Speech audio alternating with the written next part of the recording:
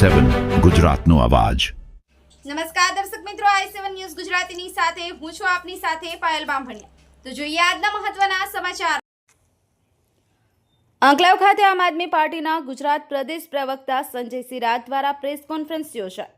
Bureau chief Narendra Sharma, i7 news Gujarati, Anand. जी हाँ, आपનું નામ? મારું નામ પડિયાર નરેશ, ગામ કહાનવાડી। આજરોજ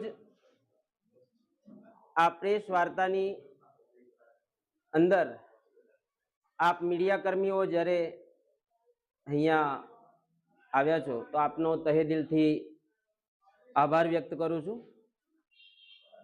મિત્રો, ઘણા સમયથી આપ એક હથ્થું શાસન જોયું છે, તો આવનારા સમયમાં આમ આદમી તરફથી જ્યારે અમે એક નવું રણસિંગું ફૂક્યું છે, ત્યારે આવનારા સમયમાં યુવાન મિત્રો, માતાઓ, વડીલો અને બહેનો આમ બધાને સાથે લઈ અને આવનાર સમયની અંદર શિક્ષણ, શોષણ અને સુવિધાના આ ત્રણ મુદ્દા લઈ અને માર્કેટની અંદર અમે આમ આદમી પાર્ટીનો બહોળો પ્રચાર કરીશું। શિક્ષણની અંદર આજે તમે જોતા હશો કે શિક્ષણની અંદર કેવું શોષણ થઈ રહ્યું છે, તો શિક્ષણની અંદર શિક્ષકોને અવારનવાર નવા કામો આપી દેવામાં આવે છે। આજની તારીખમાં મિત્રો, જ્યારથી એસઆઈઆર સ્ટાર્ટ થયું છે, એસઆઈઆર ચાલુ થયું છે, ત્યારથી તે આજ દિન સુધી મિત્રો બાળકો શિક્ષકને પણ ભૂલી ગયા છે। આવું શા માટે?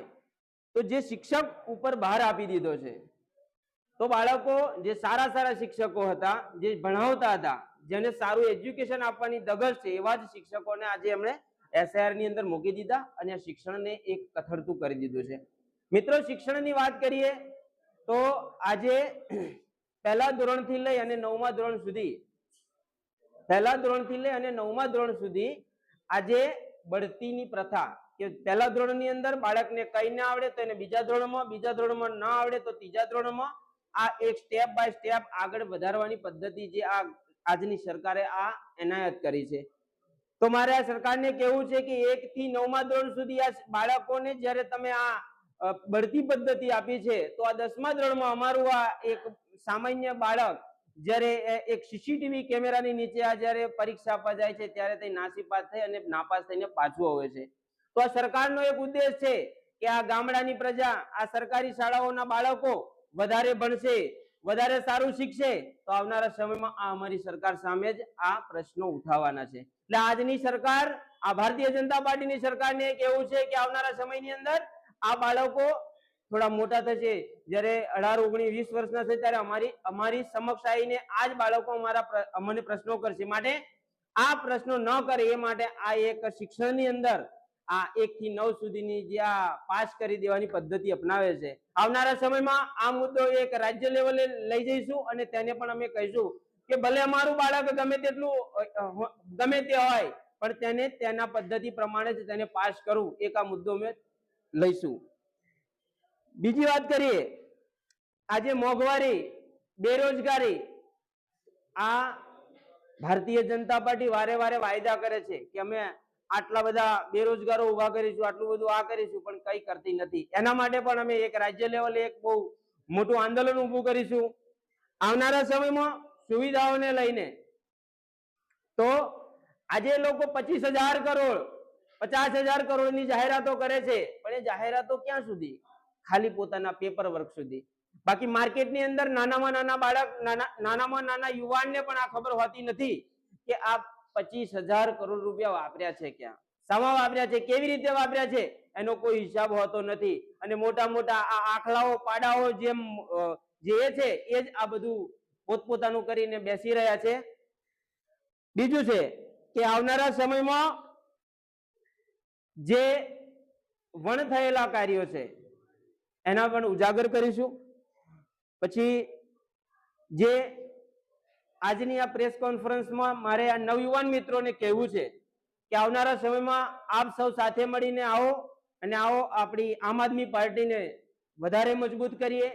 જેમ સંજયસિંહ રાજે કહ્યું કે આવનારા સમયમાં તમે ડાળા બનીને આવવાનો વિચાર કરતા હશો તો એ તમારા માટે થોડું કઠિન હશે, પણ અત્યારે એક સમય છે તમારા માટે, તમારી પાસે, કે તમારે ફક્ત એક મજબૂત થડિયું બનીને આવવાનું છે, એક ક્રાંતિકારી તરીકે આવવાનું છે. અમારે સારા સારા એવા મહાન એવા લીડરોની જરૂર છે, લીડરોની જરૂર છે. તો આપ આવો અને અમારી આમ આદમી પાર્ટી સાથે જોડાઓ અને એક બહુ મોટું જૂથબળ ઊભું થાય તેવી આપ મીડિયા કર્મીઓના માધ્યમથી હું કહેવા માંગુ છું. સ્ટાર્ટિંગ લેવલની અંદર અત્યારે કેટલા સભ્યો? આણંદ જિલ્લાના લડાયક યોદ્ધા ખૂબ ઓછું બોલે પણ કામ કરવાની જે રણનીતિ છે એ ખૂબ મજબૂત એવા આમ આદમી પાર્ટી આણંદ જિલ્લાના માનનીય પ્રમુખ શ્રી વિજયભાઈ બારૈયા તેમજ આણંદ જિલ્લાના સમગ્ર આમ આદમી પાર્ટીના જે કાર્યકરો છે, સક્રિય કાર્યકરો, લડાયક યોદ્ધાઓ, ક્રાંતિકારી વિચારધારાવાળા સૌ આગેવાનો, વડીલો, ભાઈઓ, બહેનો, આપ સૌનો ખૂબ ખૂબ આભાર કે આપે મને ગુજરાત પ્રદેશ પ્રવક્તા તરીકે સમગ્ર ગુજરાતમાં લોકો મારા અવાજને પહોંચી શકે, મારી વિચારધારાને સમજી શકે, એ સમગ્ર ગુજરાતના દરેકનો હું ખૂબ ખૂબ તહે દિલથી આભાર માનું છું. સાથે એવું કહેવાય કે આ લોકશાહી છે અને લોકશાહીનો ખૂબ મોટો આધાર સ્તંભ એટલે આપ સૌ મીડિયા કર્મી મિત્રો છો. આપ સૌ જે બતાવશો, જનતા માટે જે પણ લખશો, એ આ લોકશાહીની ઢબ મુજબ ખૂબ મોટો આધાર સ્તંભ આપનો છે. એટલે આપનો પણ ખરા દિલથી ખૂબ ખૂબ આભાર મીડિયા કર્મી મિત્રોનો હું માનું છું. મારા આંકલાવ તાલુકાના મીડિયા મિત્રો, સમગ્ર આણંદ જિલ્લાના મીડિયા મિત્રો, આપ સૌનો ફરી એકવાર દિલથી આભાર માનું છું. મારી સાથે ઉપસ્થિત છે આંકલાવના આગેવાન, મજબૂત યોદ્ધા ભાઈ શ્રી નરેશસિંહજી પઢિયાર. મારી સાથે ઉપસ્થિત છે આંકલાવ તાલુકાના મજબૂત આગેવાન, યુવાન ભાઈ શ્રી ટીકાભાઈ પઢિયાર, પ્રતાપસિંહ પઢિયાર. આમ આદમી પાર્ટી સાથે વરાયેલા ખૂબ જૂના કાર્યકર, સક્રિય કાર્યકર એવા જયંતિભાઈ રાઠોડ પણ મારી સાથે ઉપસ્થિત છે. ત્યારે સ્થાનિક મુદ્દાથી આજની હું શરૂઆત કરીશ. મિત્રો, આમ આદમી પાર્ટી શા માટે જોઈન્ટ કરવી પડી? શું એવું થયું કે આમ આદમી પાર્ટી જોઈન્ટ કરવી પડી? લોકોનામાં અંડર કરંટ છે. લોકો એવું ઈચ્છે છે કે કોઈક એવી પાર્ટી આવે જે અમારા માટે લડે, અમારા માટે બોલે, અમારા હક અને અધિકાર માટે લડાઈ લડે અને અમારો અવાજ બની અને બુલંદાઈથી આ સત્તા સામે અને આ અધિકારીઓ સામે અવાજ ઉઠાવી શકે એવી પાર્ટી એટલે આમ આદમી પાર્ટી. આ બધાને અંડર કરંટ જોઈ, લોકોના વિશ્વાસને જોઈને આમ આદમી પાર્ટી જોઈન્ટ કરી. ત્યારે આંકલાઓની વાત કરીએ તો કેટલાય વર્ષોથી અહીંયા કયું શાસન છે બધાને ખબર છે, પણ જે પડતર પ્રશ્નો છે, કેટલા બધા પ્રશ્નો છે, જે વણ ઉકલ્યા પ્રશ્નો છે, એમાં આપ બધા મીડિયા મિત્રોએ સાથ અને સહયોગ જોઈએ અને ચોક્કસપણે લોકહિતના જે પ્રશ્નો છે, વણ ઉકલ્યા જે પ્રશ્નો છે એને ઉકેલવાનો આપણે બધા ભેગા થઈને પ્રયત્ન કરીશું અને મજબૂતાઈથી અવાજ પણ ઉઠાવીશું. આંકલાવ તાલુકામાં આ ચરોતર છે, અહીંયા શાકભાજી ખૂબ પાકે, પરંતુ શાકભાજીના જે ભાવો મળવા જોઈએ એ ભાવો પૂરતા ભાવો મળતા નથી. અહીંયા ખેતીવાડીની જમીન, એવી કહેવત કે જમીન ભલે ઓછી હોય પરંતુ અહીંયા જે પાકે એ સોના જેવી ખેતી પાકે. અહીંયાથી જે શાકભાજી પાકે એ જે ખેડૂતો છે એ ખેડૂતો બિચારા બાપડા અહીંયા જે વન્યજીવો છે એ વન્યજીવોથી ખૂબ હેરાન પરેશાન છે અને એમાંથી થોડું જે કંઈક શાકભાજી બચે એ દૂરની જે માર્કેટો છે ત્યાં વેચવા જવાનું હોય, પૂરતા ભાવો પણ ના મળે. હમણાં આપણે જોયું કે જ્યારે વેચવા જવાનું થાય તો નજદીક ફરીને ગંભીરાથી જવાનું થાય, નજીક એ બાજુના કોઠાગાળાના વિસ્તારમાં, બોરસદ તાલુકો છે એ કોઠાગાળાના કેટલાય વિસ્તારમાં છે, ત્યાં શાકભાજી ખૂબ પાકે, પરંતુ હવે શાકભાજી વેચવા જવા માટે પણ ખૂબ લાંબુ અંતર, 70 થી 80 કિલોમીટર જેટલું અંતર કાપવું પડે. અને હમણાં ગંભીરા બ્રિજ તૂટ્યો. આ ગંભીરા બ્રિજ તો તૂટ્યો, પણ અગાઉ કીધું એમ કે કેટલાય લોકોના સપનાઓ તૂટ્યા, કેટલા પરિવારનો માળો તૂટ્યો, કેટલાય વખતથી કેટલાય લોકો લડી રહ્યા છે કે આ વૈકલ્પિક માર્ગ બને, પરંતુ એ વૈકલ્પિક માર્ગ કેટલા દિવસથી લેટ થતો જાય છે. ફક્ત આશ્વાસન મળે છે કે બની રહ્યો છે, તૈયાર થાય છે, પરંતુ ક્યારે તમે પગદંડી રસ્તો તો આપી શકો કે ના આપી શકો? ત્યાંથી કોઈ મોટા સાધનો ના જઈ શકે, પરંતુ ચાલતા જઈ શકે, કાં તો બાઇક જઈ શકે એવો વૈકલ્પિક માર્ગ માટેની માંગ કેટલા સમયથી થઈ રહી છે. કેટલા યુવાનો, હજારો યુવાનો જે રોજગારી માટે દોડે છે, 10,000, 12,000, 15,000 પગાર હોય, પેટ્રોલ ભથ્થું મોંઘું પડે, પોસાય નહીં, હપ્તા ના ભરાય, દેવું હોય, સામાજિક ખર્ચા પૂરા કરવાના હોય, આ બધું થાય નહીં, તેમ છતાં ગંભીરા બ્રિજના કારણે કેટલી આપદાઓ વેઠવી પડે છે, આપ બધાય જાણો છો. ત્યારે આ પડતર પ્રશ્નો માટે કોઈ બોલવા તૈયાર નથી. મિત્રો, આ આંકલાવ તાલુકામાં દરેક જગ્યાએ જીઆઈડીસી છે, પરંતુ જીઆઈડીસી માટે કેટલાય સમયથી લોકો માંગ કરી રહ્યા છે કે આ યુવાનોને દૂર દૂર સુધી જવું પડે, પરંતુ એવી કેટલી જમીનો છે જે પડતર જમીનો પડી રહી છે, અને એ પડતર જમીનો ઉપર એવા લોકોએ હકદાવો લઈ લીધો છે, એવા લોકોએ દબાણો કર્યા છે. મારા મીડિયા કર્મી મિત્રોને બધાને જનતાને કેવું છે, આંકલાવ તાલુકાની જનતાને, કે તમે તમારા ગામમાં જોવો એવી ગૌચર જમીનો હશે, એવી પડતર જમીનો હશે, કે જમીનો ઉપર આ મોટા મોટા આખલા નર્યા પાડા જેવા લોકોએ પોતાની અંદર દબાણ કરી દીધું છે. તો એ દબાણ નહીં હટાવાયા, જનતા ભોળીભાળી જનતાની આ જમીનો છે, એના ઉપર આ ગાયો ભેંસો એનો પશુપાલનનો વ્યવસાય કરતા હોય, એ ત્યાં ચરાવતા હોય ને એમાંથી જે આવક થતી હોય દૂધની, એ આવકથી પોતાનો પરિવાર પણ ચલાવતા હોય. કેટલા એવા પરિવારો છે. ત્યારે ગૌચર જમીનો જેને જેને પણ દબાઈ છે, એના પણ મુદ્દા આવનારા સમયમાં મજબૂતાઈથી ઉઠાવવામાં આવશે. સ્થાનિક વાત કરીએ તો આંકલાવ નગરપાલિકા છે, ત્યાં સરકારી દવાખાનું છે. મેં અગાઉ જાણ કરી હતી કે આ સરકારી દવાખાનાની એકવાર મુલાકાત લેજો બધા. એ સરકારી દવાખાનાની તમે મુલાકાત લો. કેટલી ગરીબ પરિવાર છે જે બેન દીકરીઓ ડિલિવરીના પ્રસંગમાં, ડિલિવરીના વખતે ત્યાં સરકારી દવાખાનામાં એડમિટ થાય, અને ત્યાંના પલંગની વ્યવસ્થા, ત્યાંના રૂમની વ્યવસ્થા, ત્યાંના અંદરની સુવિધા તમે જોવો તો એટલી બધી દુર્ગંધ મારે છે. તો તમે કયા વિકાસની વાત કરો છો કે જ્યાં તમે પગ લઈને ઉભા પણ ના રહી શકો? ત્યાંનું ટોયલેટ બાથરૂમ જોવો, ત્યાં એ સરકારી દવાખાનામાં તમે બહાર જોવો, જ્યાં કદાચ ક્યાંક અકસ્માત થાય અને કોઈકનું મૃત્યુ થાય તો પોસ્ટમોર્ટમ માટે ત્યાં લઈ જવામાં આવે છે. તે બહારની રૂમ તમે જોજો, એટલી બધી દુર્ગંધ મારે કે ત્યાં નાક દબાવીને ઉભા રહેવું પડે આપણે. તો આપણા જેવી કરમની કઠણાઈ કોઈની ના હોય. વિચાર તો કરો. તો શું તમે આટલી મોટી ગ્રાન્ટોની વાતો કરો, વિકાસની વાતો કરો, તો એ સરકારી જે દવાખાનું છે, એ દવાખાનામાં તમે ત્યાં સુધારો ના લાવી શકો? તો એના માટે આવનારા સમયમાં આમ આદમી પાર્ટીના સક્રિય કાર્યકરો મજબૂતાઈથી જવાબ આપશે, લડશે અને લોકોના અવાજને બુલંદાઈથી રજૂ કરશે. આંકલાવ નગરપાલિકા કે જેમાં ગંદુ પાણી છોડવામાં આવે છે, આ અમરોડવાળા રોડ પર કેટલાય વર્ષોથી બધા લડી રહ્યા છે, ખૂબ મોટું તળાવ ભરાયું છે. તો વિચાર તો કરો કે આ ગટરનું, ટોયલેટ બાથરૂમનું જે ગંદુ પાણી છે, ત્યાં એટલું ભરપૂર માત્રામાં ત્યાં સ્ટોક થયો છે. તો એના માટે આટલા સમયથી સત્તા છે, સરકાર છે, અધિકારીઓ છે, નેતાઓ છે, તો શું ખાલી ભ્રષ્ટાચાર કરવામાં જ પડ્યા છો? બસ પોતાનું પેટ ભરવામાં જ પડ્યા છો? તમને કોઈ જ ચિંતા નથી કે આવનારા સમયમાં મોટો રોગચાળો ફાટી નીકળશે, હાલાકી વેઠવી પડશે, અને કોઈ હમણાં હુકમ પણ આપ્યો, અને એ જ ગટરનું ગંદુ પાણી આ નહેર ખાતાની અંદર છોડવામાં આવ્યું, અને જેના કારણે વર્ષોથી નહેર બંધ પડેલી હોય, એટલે ક્યાંક ને ક્યાંક ફાટેલી હોય, અને જેના કારણે આ ગંદુ પાણી લોકોના ખેતરની અંદર જાય છે. આપણા જ ખેડૂતો છે, આપણી જ પ્રજા છે, આપણા જ ગરીબ લોકો છે. તો એ જયારે લોકો ગંદુ પાણી ખેતરમાં જાય અને પાણી વારવા માટે કદાચ જાય, હવે ખેડૂતો બિચારા કઈ બૂટ પહેરીને કે ચપ્પલ પહેરીને ખેતી ના કરે, પાણી ના વારે, ખુલ્લા પગે ખેતી કરે, અને જેના કારણે ચામડીના રોગો થાય. વિચાર કરો, ખેતી બગડશે. તો તમે મોટી મોટી કરોડોની વાતો કરો, આટલા કરોડ બજેટ તમે ફાળવ્યું, આમ કરો તેમ કરો, તો એના માટે તમે મોટી ગ્રાન્ટ ફાળવી અને ગટર લાઈન કાઢીને કદાચ નદીની પેલી બાજુ મિની નદી છે, કાં તો પછી તમને જે લાગતું વળગતું, તમને જે ઠીક લાગે ત્યાં સુધી તમે એક ગટર લાઈનની જો વ્યવસ્થા કરો, તો આ નગરપાલિકાનો જે પ્રશ્ન છે ખૂબ મોટો પ્રશ્ન હલ કરી શકાય.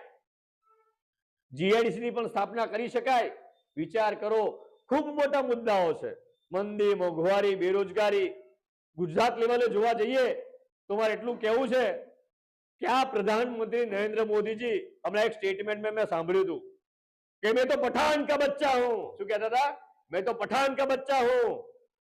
जब ईद आती है तो मेरे घर के अगल बगल में सब मुस्लिम समुदाय के लोग रहते हैं, मुस्लिम परिवार रहता है मेरे अगल बगल में.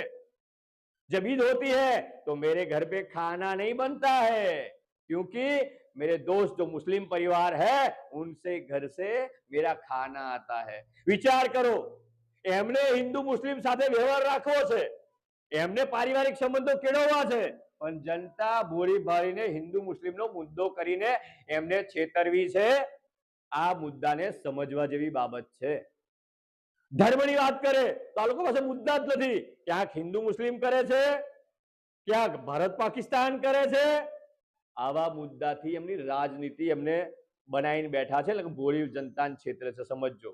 જો કદાચ એવું કહીએ કે મોદીજી આપ તો બહુત અચ્છે હો, આપ મહાન હો, તમે બહુ મોટા છો, એટલે આપણે દેશભક્ત કહેવાઈએ.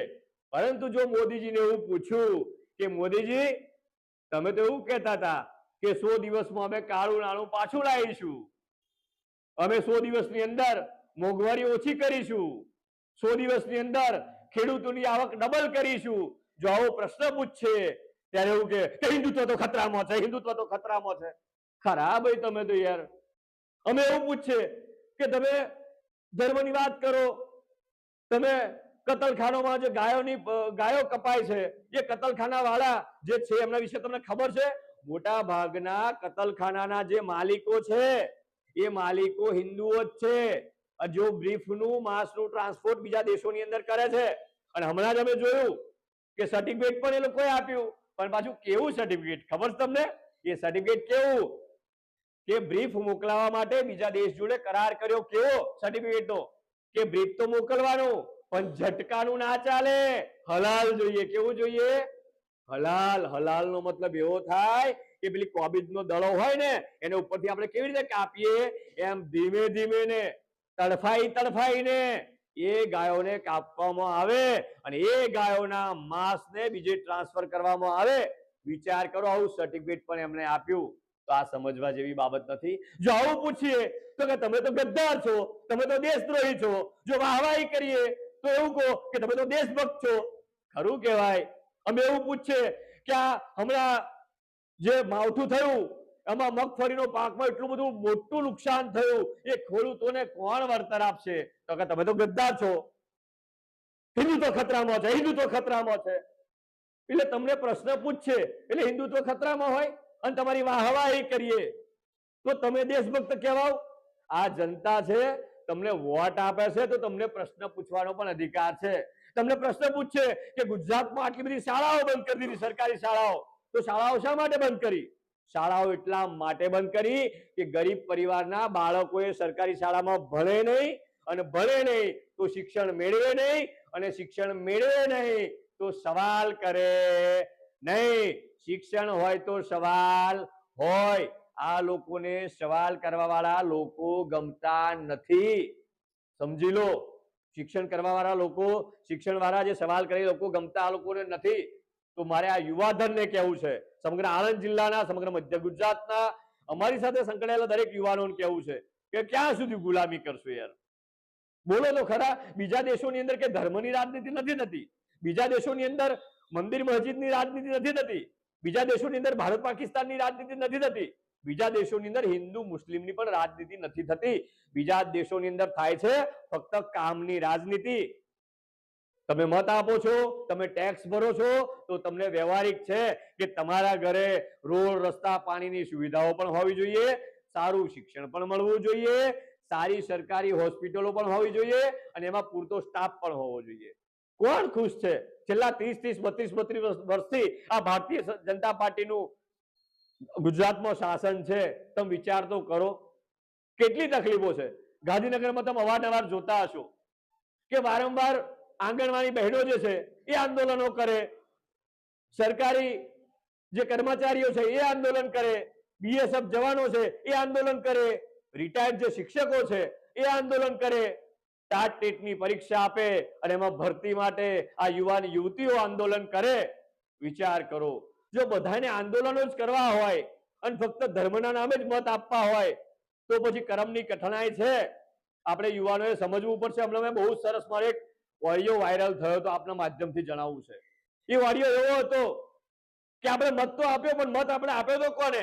એ મત આપણે દારૂ માટે મત આપ્યો તો, આપણે ચવાણા માટે મત આપ્યો તો, આપણે આપણો હતો એટલે મત આપ્યો તો, આપણે ફરિયાનો હતો એટલે મત આપ્યો તો, આપણે ઓળખીતો હતો એટલે મત આપ્યો તો, આપણે મારો હતો એટલે મત આપ્યો તો. પરંતુ જો મારો ના કર્યું હોત અને સારો એમ સમજીને જો મત આપ્યો હોત તો આજે આ દિવસો જોવાનો વખત આવ્યો હોત નહીં. પણ એટલું સમજી લેજો, આ જનતા છે, જનતા ખુલ્લી બહાર નહીં પડે. કેટલીક જનતા ડરેલી હોય, ગભરાયેલી હોય, ક્યાંક પ્રોટોકોલ નડતો હોય, ક્યાંક ગામમાં બે આંખોની શરમ નડતી હોય, પણ એ લોકોને ચોક્કસપણે ખબર છે કે આ લોકો જે છેતરવાવાળા લોકો છે, મિલીભગતથી જે રાજનીતિ કરે છે, એ લોકો વારંવાર છેતરે છે. હવે વર્ષો પછી જો યુવાનોએ નેતૃત્વ લીધું હોય તો એ યુવાનોને કહેવું છે કે આવો ભેગા થઈએ, ચિંતા કરશો નહીં, ગભરાશો નહીં, કોઈની શરમ ના રાખશો, કારણ કે આ લોકો તમને આગળ નહીં આવવા દે. અને જો આવવું જ હોય અમારી સાથે તો અબ પછતાએ હોત ગયા જબ ચિડિયા ચુગ ગઈ ખેત, પસ્તાવો ના થાય ધ્યાન રાખજો. જો આવવું જ હોય તો થળિયું બનીને અમારી સાથે આવી જાઓ. આ ક્રાંતિકારી લડતની અંદર થળિયું બનીને આવશો તો કામ કરવાની ખૂબ મજા આવશે. પરંતુ જો ડાળા બની અને પાછળથી આવવાની વાત કરશો તો તમને ખૂબ તકલીફ પણ પડશે. અને જે લડત માટે તમારે જે જગ્યા જોઈએ, સત્તા જોઈએ, જે પદ જોઈએ, અને જે જગ્યાએ બેસવાની તમારી રણનીતિ હોય, રણનીતિ ખોટી પડશે. એટલે આવું હોય તો થળિયું બનીને આવી જાઓ, નહીં તો ડાળા બનીને જો આવવાની કોશિશ કરશો તો ઘણો બધો ટાઈમ લાગશે. અને આમ પણ 2027ની જે વિધાનસભા આવી રહી છે આવનારા સમયમાં, ત્યારે ચોક્કસપણે આમ આદમી પાર્ટીની સરકાર બનશે. આવનારી તાલુકા પંચાયત અને જિલ્લા પંચાયત, સમગ્ર આણંદ જિલ્લામાં એક અભિયાન ચાલી રહ્યું છે. આંકલાવ તાલુકાની વિધાનસભાની મિટિંગનું આયોજન થઈ ગયું છે. ગઈકાલે બોરસદ તાલુકાની મિટિંગનું આયોજન થયું છે. હવે બાકીની વિધાનસભાઓમાં પણ સક્રિય કાર્યકરોની અમે મિટિંગ રાખીશું અને તાલુકા પંચાયત પર જે ઉમેદવારોને ઉભા રાખવાના છે, જિલ્લા પંચાયતમાં જે ઉમેદવારોને ઉભા રાખવાના છે, એના માટેની રણનીતિ ચાલી રહી છે. મજબૂતાઈથી ઉતારીશું, જોરથી ઉતારીશું, પરંતુ આપ સૌનો સાથ અને સહયોગ જોઈએ. ક્યાંય પાછા પાડવાની કોશિશ ના કરતા, કારણ કે અમે ક્રાંતિકારી છીએ, મરતા મરી જઈશું, પરંતુ આ જનતાની લડત માટે હંમેશા હાજર રહીશું. આ ડગલું માર્યું છે, આ ડગલું પાછું લેવા માંડ્યું નથી. અને ફરી એકવાર આપ સૌને ફરી એકવાર સમગ્ર આણંદ જિલ્લો અને આંકલાવ તાલુકાના મારા સૌ ભાઈઓ મીડિયા મિત્રોને એક નમ્ર વિનંતી સાથે બે હાથ જોડીને કર જોડીને વિનંતી કરું છું કે આવનારા સમયમાં નવી લડાઈ ચાલુ કરી છે, નવું પગથિયું ચાલુ કર્યું છે. આ ચઢાણ છે, મને ખબર છે અઘરું છે, મુસીબત છે, અમારી પાછળ લોકો પડી જશે, નહીં છોડે અમને, પરંતુ અમે ડરવા વાળા નથી. બધા એવું કે છે કે અત્યાર સુધી શું તલવારો પકડી અને શું હાવણે પકડવાના? મારે એમને કેવું છે, આ છેલ્લી વાત કહીને વાત પૂરી કરીશ, કે તલવારો પકડી હતી, તમે આવું બધું લખો છો, એટલે આ તલવારો તો અમારા બાપ દાદાએ પકડી હતી. એ ધર્મના ધીંગાણે લડ્યા હતા, માથા પણ આપ્યા હતા અને માથા પણ કાપ્યા હતા. અને હજુ અમારા તાકાત છે, બંધારણ જોડે અમે બંધાયેલા છીએ, લોકશાહી ઢબે લડીશું. જે સમયે તલવારો પકડવાનો વખત આવશે તો તલવારો પકડતા પણ પાછા પડીએ નહીં. 18 વર્ણ માટે લડવા વાળા અમે લોકો છે. અને તમે એવું કહો છો ભાઈ સાવાણા પકડવાના, સાવાણાનો મતલબ તમે શું સમજો છો? પેલો માયાભાઈ આહિર એવું બોલ્યો તો કે અત્યાર સુધી તલવારો પકડી અને હવે શું હાવણા પકડવાના? એવા નિમ્ન કક્ષાની વિચારધારા વાળા લોકોને કેવું છે, આ સાવરણાને તમે નીચો ના સમજતા. કોના ઘરમાં કોણ સાવરણું નથી પકડતું? બધા જ પકડે છે. તમારા ઘરમાં તમારી માં પણ સાવરણો પકડે છે, તમારી બેન પણ સાવરણો પકડે છે, તમારી પત્ની પણ સાવરણો પકડે છે, તમારી દીકરી પણ સાવરણો પકડે છે, તમારી દાદી સાવરણો પકડે છે. એ સાવરણો એટલા માટે પકડે છે કે તમારા ઘરનો કચરો સાફ થાય. તમે ક્યારે હાથમાં સાવરણો નહીં પકડ્યો હોય, પરંતુ સમજી લેજો, અમે એક હાથમાં તલવાર અને બીજા હાથમાં આ ભ્રષ્ટાચાર રૂપી કચરો સાફ કરવા માટે આ સાવરણો પકડ્યો છે. અને તમારો કચરો સાફ કરીને જ રહીશું. જૂનો જે થળિયો છે એને પાડીને જ રહીશું, સમજી લેજો. ડાળખા કાપી નાખીશું, પરંતુ યુવાનોની લડાઈ માટે આવો, આપ સૌનું સ્વાગત છે. થળિયું બનીને આવો, ડાળ બનીને આવવામાં બહુ વાર લાગશે. એટલે આપ સૌને વિનંતી છે કે ચોક્કસપણે આ ક્રાંતિકારી લડતમાં આપ સૌનું હાર્દિક સ્વાગત કરું છું. આપ સૌ મીડિયા મિત્રોનો તહે દિલથી ખૂબ ખૂબ આભાર વ્યક્ત કરું છું. બસ એ જ. કાંઈ પ્રશ્ન હોય તો આપ મને પૂછી શકો. થોડા સમય પહેલા જે આ તાલુકા પંચાયતની ચૂંટણી આવી રહી છે, કેવી રણનીતિ છે, કેવા પ્રયાસો ચાલુ રાખ્યા છે, તેની મહેનત તમારી? જો જસ્ટ હમણાં જ પાર્ટી જોઈન કરી છે, એટલે કેટલાક એવા યુવાનો અને કેટલાય લડત લડવાવાળા યુવાનો ગામે ગામ હોય છે અને બધાય લાઇઝનિંગમાં છે. પણ ક્યાંક ને ક્યાંક એ લોકોને ક્યાંક પ્રોટોકોલ નડતો હોય, પારિવારિક સંબંધો નડતા હોય. પણ પારિવારિક સંબંધો એ કાયમી બધા રહેવાના છે, સામાજિક સંબંધો તો બધા સાથે કેળવવાના જ હોય. અને આ તો લોકશાહીની લડત છે. આમાં કઈ એક પાર્ટીની પરમિશન મળી છે એવું છે નહીં. તમે કદાચ જૂનું શેડ્યુલ જોયું છે હમણાં બહાર પડ્યું 2026 કે ગુજરાત સરકારે 14 જેટલી પાર્ટી, મારા ખ્યાલ મુજબ મને ખબર છે ત્યાં સુધી, પછી થોડું જોવું પડશે, પરંતુ એટલી પાર્ટીઓને પરમિશન આપી છે. તો દરેક પાર્ટીને લડવાનો અધિકાર છે, લોકશાહી છે, બધાય લડી શકે. તો એ યુવાનોને એવું કહેવું છે કે સમય વિસરતો જાય છે, પાછળથી પસ્તાવો થશે. રાજકારણમાં કોઈ ધર્મવાદ, જાતિવાદના નામ પર ક્યારે રાજકારણ થતું નથી. રાજકારણ સર્વ સમાજના હિત માટે થાય છે અને લોકોના હક અને અધિકાર માટે થાય છે. તો આવનારા સમયમાં તાલુકા પંચાયત અને જિલ્લા પંચાયતમાં સંભવિત બધા જ ઉમેદવારોને મજબૂતાઈથી ઉતારવાની બાંહેધરી પણ આપીએ છીએ.